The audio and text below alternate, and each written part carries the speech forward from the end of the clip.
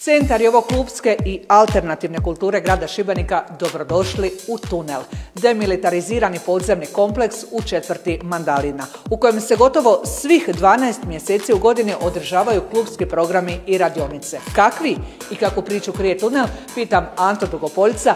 Ante, mikrofon je vaš. Ovo je prostor, bivši vojni prostor, nekih 10.000 kvadrata prostora evo, za našu razonodu. Ajmo reći, znači u tunelu djeluje udruga Red Cat. Dugi niz godina već imamo klubski program, fokusira na noćni život grada, ali to je samo jedan od segmenata tunela. Znači tu smo imali dosta izložbi, imamo glazbeni studio, redakciju internet portala, želimo biti domaćini svih bendova, udruga koje se žele skrasiti u tunelu, da obogatimo taj kulturni život Šibenika. Tunel je popularna party destinacija za sve koji vole i slušaju elektroničku glazbu u svim njezinim oblicima i pravcima. Koliko je partija ovdje organizirano? Preko 150, uz brojne ljude, znači to je stvarno nemoguće izbrojati. Naš neki glavni program je uvijek prožet nekim rock'n'rollom, punkom, diskom kroz tu neku elektroničku priču.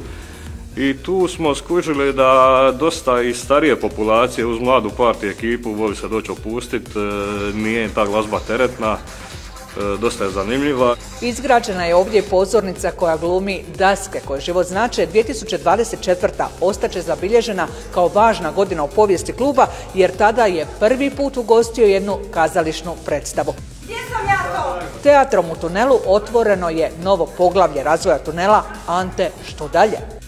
Dalje samo naprijed. Znači stvarno to je bila jedna privilegija ugostiti Hinkeman teatar iz Zadra pod voditeljstvom Maje Šimić, koja je naravno prije toga pohodila naš podij nebrojeno puta i ona je stvarno htjela to održati ovdje. Tunel je dom brojnim kreativcima i svi oni misle zeleno. Jedna od njih je i Marijana Tambača. Marijana, što sve ovdje stvarate?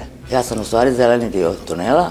Znači, bavim se recikliranjem, tipa ostaci električnih instalacija, pošto muž mi je električar, da nešto od njih napravim i da ih bacam. Nisam ih željela bacati i sve te stare uređaje koje tehnologija brzo prigazi i koje minjamo na godišnjoj bazi skoro, onda sam krenula nešto od njih raditi.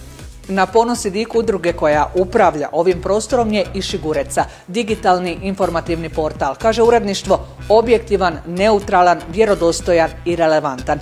Redakcija mu je naravno ispod zemlje. Ante, koje teme obrađuje i koliko ljudi Šigurecu stvara?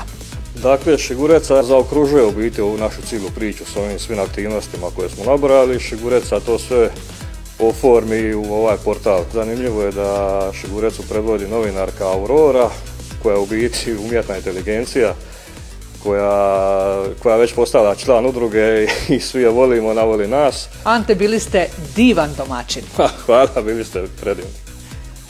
Eto, najvažnije smo doznali, a vjerujem mnogima otkrili zanimljiv plesni podij. Do neke nove zgode, lijep pozdrav!